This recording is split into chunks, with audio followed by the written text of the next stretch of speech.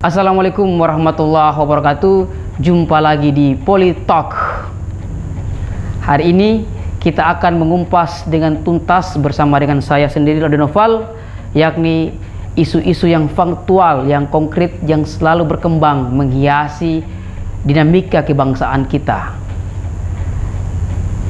Konsep tersebut yang akan kita bahas pada kesempatan ini yakni demokrasi dan hukum. Demokrasi dan hukum sejatinya bukanlah hal baru, tetapi sudah menjadi sebuah diskursus yang sudah panjang didiskusikan dan diperdebatkan. Nah, tetapi pada hari ini mari kita telaah dan kita lihat bagaimana wajah demokrasi dan hukum kita hari ini di tengah berbagai macam problematika yang dihadapi bangsa. Rasa-rasanya demokrasi dan hukum yang kemudian kita rasakan hari ini sudah berada di ujung tanduk. Demokrasi dan hukum sudah tidak sesuai lagi dengan cita-cita bangsa dan negara. Di berbagai media massa, media cetak dan segala media-media lainnya, kita dipertontonkan dengan informasi, dengan referensi bagaimana rakyat berduka cita terhadap demokrasi dan hukum itu sendiri, di mana demokrasi yang katanya merupakan sistem kekuasaan dari rakyat oleh rakyat dan untuk rakyat, tetapi pada faktanya itu semua hanyalah paradoks, tidak sesuai dengan kenyataannya. Demokrasi hari ini bukan lagi untuk dimanfaatkan sebagai instrumen dalam memenuhi kebutuhan kepentingan rakyat, tetapi sudah bertolak belakang. Demokrasi hanya dimanfaatkan sebagai alat untuk mementingkan kelompok-kelompok atau kepentingan segelintir orang itu sendiri. Hal ini sangat menarik kalau misalnya kita melihat, kita hubungkan demokrasi Indonesia dengan apa yang disampaikan oleh Jeffrey A. Winters. Jeffrey Winters pernah mengatakan bahwa demokrasi Indonesia telah beralih dari demokrasi menjadi demokrasi yang tanpa hukum atau demokrasi kriminal. Apa endingnya daripada demokrasi kriminal? Maka kemudian kita bisa melihat hal-hal yang ditimbulkan daripada demokrasi kriminal itu adalah berbagai macam problematika kebangsaan, mulai dari penegakan hak asasi manusia dan penegakan hak-hak asasi lainnya. Coba mari kita lihat hari ini. Kalau orang mengatakan bahwa salah satu karakter daripada demokrasi yakni adanya kebebasan dalam berpendapat, tetapi lagi-lagi kalau kita lihat semua betul-betul sangat paradoks, tidak sesuai dengan kenyataan. Demokrasi hari ini yang kita lihat, orang-orang kemudian lembaga-lembaga negara bukan lagi untuk mengawal, mengayomi, melindungi rakyat, tetapi sudah bertindak sangat kriminal, sudah bertindak begitu menyakitkan, persekusi di mana-mana. Misalnya kemudian kalau kita melihat data yang kemudian disampaikan oleh Yayasan Lembaga Bantuan Hukum Indonesia, misalnya dicatat bahwa, ya ini khusus, mohon maaf ya, data kalau kita lihat data sepanjang tahun 2021, Komnas Hak Asasi Manusia atau Komnas HAM itu menerima laporan aduan sebanyak 2.331 terkait pelanggaran hak asasi manusia. Bayangkan itu di tahun 2021. Artinya apa? Bahwa di tahun 2021 ini itu rakyat dipertontonkan dengan terpuruknya demokrasi itu sendiri, pelanggaran HAM di mana-mana. Dan itu berkaitan dengan apa? Dengan profesionalitas daripada Polri itu sendiri. Artinya kalau kita lihat Undang-Undang 2002 tentang kepolisian, itu jelas bahwa polisi atau Polri memiliki tugas tritupoksi, yakni melindungi, mengayomi, melayani dan mengayomi. Tetapi pada faktanya yang terjadi sungguh tidak sesuai pada kenyataan. Maka dari demokrasi ini lagi-lagi kembali berdampak kepada hukum itu sendiri, yakni hak asasi manusia dan berbagai macam proses kelumit sengkarat problematika yang dihadapi bangsa ini. Itu lagi-lagi adalah bagian daripada hukum itu sendiri. Kita tahu bersama bahwa misalnya dalam berbagai macam literatur, doktrin, kita pahami betul bahwa negara hukum, salah satu ciri daripada negara hukum yakni selain untuk menjamin hak-hak warga negara, juga adalah menjamin supaya kekuasaan tidak bertindak sewenang-wenang, atau alat-alat instrumen kelengkapan kenegaraan tidak boleh bertindak sewenang-wenang. Dalam hal ini seperti kita sebutkan tadi bahwa Polri itu tidak boleh kemudian mengkriminalisasi ataupun misalnya mempersekusi dengan kekerasan, dengan arogansi kepada warga negara. Karena mereka itu kan ya dibayar oleh rakyat lewat pajak dan biaya-biaya seterusnya, maka sudah seyogianya mereka melindungi kepentingan rakyat, bukan malah melakukan tindakan kriminal. Nah, ini saya pikir sesuatu hal yang saya pikir ini kita semua bersepakat bahwa hari ini kondisi wajah demokrasi dan hukum kita betul-betul terpuruk. Ya, kita dikatakan sebagai demokrasi konstitusional, demokrasi yang berdasarkan pada nilai asas hukum, tetapi nampaknya demokrasi kita itu udah kebablasan. Demokrasi kita betul-betul sudah disusupi. Demokrasi kita, kalau Jeffrey A. Winters itu yang saya ingat bahwa dia mengatakan bahwa lagi-lagi dia mengatakan bahwa demokrasi Indonesia itu telah terkooptasi oleh oligarki. Bayangkan, kawan-kawan semua, bayangkan bahwa bagaimana kira-kira dampak daripada ketika demokrasi kita tidak lagi berdasarkan pada hukum, tetapi demokrasi kita telah terkooptasi oleh kepentingan oligarki. Maka sudah barang tentu cita-cita kita untuk memperbaiki kondisi bangsa dan negara itu tidak akan mungkin dapat tercapai ketika demokrasi kita dan hukum kita telah terkooptasi oleh oligarki. Ini saya pikir hal yang paling elementer, yang sangat-sangat fundamental untuk kita kaji bersama, bahwa demokrasi kita tidak boleh kemudian dikooptasi oleh oligarki. Sebab mengapa? Kalau kita lihat, walaupun perlu dibuktikan, tetapi nampaknya itu sudah sangat jelas.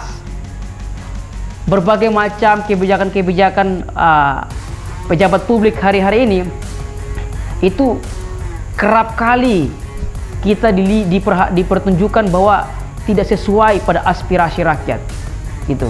Misalnya coba kita bayangkan, saya teringat persoalan hukum ini, teringat tentang rancangan Kitab Undang-Undang Hukum Pidana.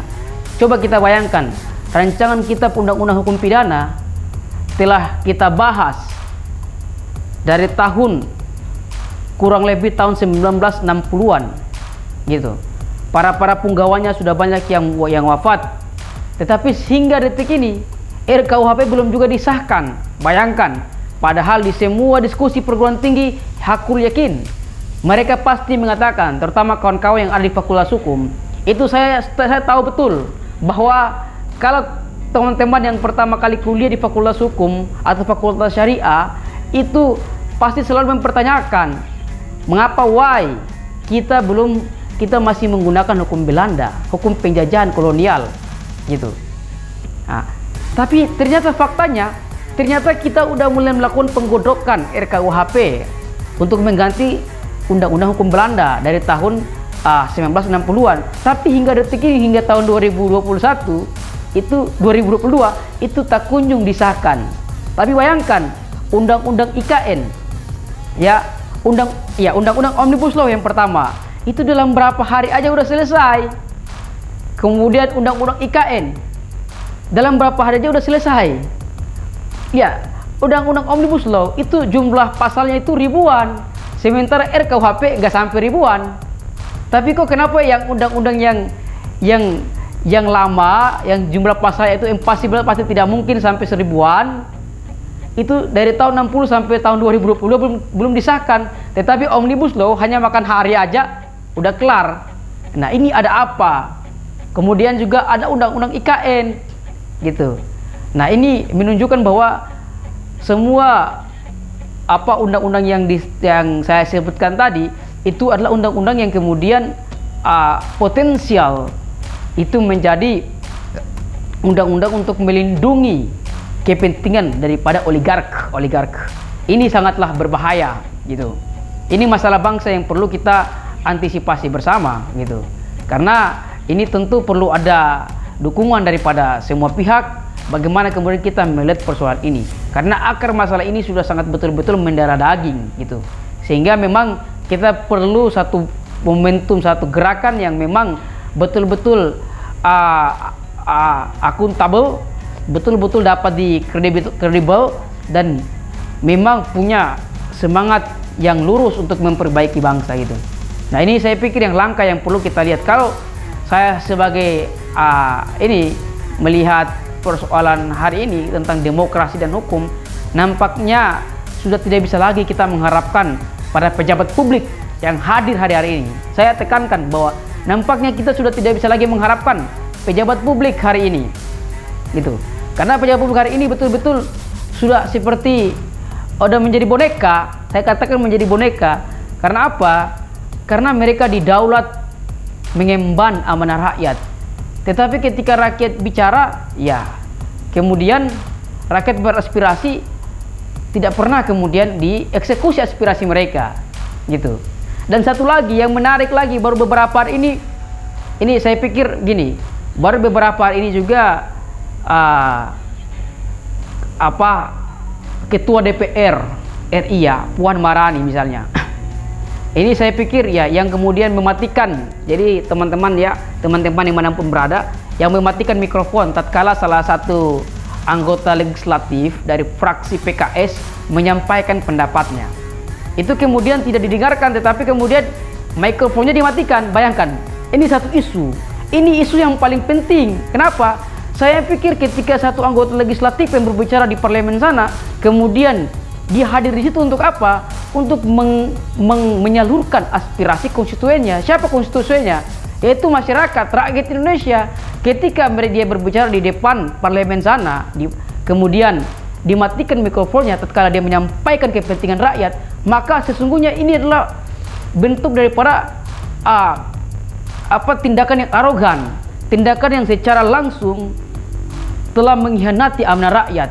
Karena rakyat mendelegasikan, mengutus anggota-anggota perwakilannya di parlemen sana untuk mengawal kepentingan mereka. Tapi ketika tokoh yang mereka utuskan di parlemen sana tidak didengarkan karena dimatikan mikrofonnya oleh Ketua DPR Puan Maharani, saya pikir ini sangat kacau. Ini menunjukkan bahwa tidak punya etika. Saya sebut gak punya etika gitu. Mengapa ya? Karena itu etika terhadap rakyat gitu. Ini penting sekali gitu untuk kita cermati. Ya, ini juga bagian daripada hukum itu sendiri gitu. Bagian daripada demokrasi gitu. Demokrasi itu semua orang harus dilihat sama. Semua orang itu harus memiliki hak untuk berbicara gitu. Gitu. Selama tidak melanggar, tidak melakukan caci maki dan seterusnya gitu. Saya pikir ini hal yang sangat mendasar dan penting. Demokrasi dan hukum kita ini perlu sama-sama kita kawal. Tetapi saya begitu pesimis dengan komposisi lembaga negara hari ini. Rasa-rasanya sih tak ada harapan kalau misalnya dipegang oleh orang-orang yang seperti hari ini. Saya yakin Indonesia ini akan menghadapi masalah yang akan yang semakin hari semakin kompleks. Masalah hak asasi manusia, hukum, demokrasi, ancaman resesi, utang yang sudah bertumpuk, dan lain-lain seterusnya. Kemudian besarnya kekuatan dari hegemoni daripada oligarki, itu sangatlah penting untuk kita cermati bersama. Intinya, teman-teman semua, di acara Poltalk ini saya mau menyampaikan satu hal, yaitu yang paling penting untuk kita cermati dan kita evaluasi serta kita renungkan bersama, yakni bahwa negara kita ini sedang terpuruk dari sisi demokrasi maupun hukum itu sendiri. Itu demokrasi kita telah beranjak pada demokrasi yang tidak mengenal lagi hukum, atau Jeffrey Winter mengatakan tadi demokrasi kriminal gitu. Kemudian kita hari ini diperhadapkan pada demokrasi prinsip bernegara yang telah dikebiri, dikooptasi oleh elit oligarki. Maka dari itu, marilah kita terus sama-sama mengawal dan kita melakukan upaya-upaya gerakan-gerakan politik yang memang terarah pada tempatnya.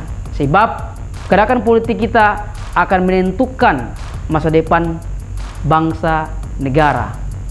Demikian, sampai kita berjumpa lagi di Politalk di next pekan. Wassalamualaikum warahmatullahi wabarakatuh.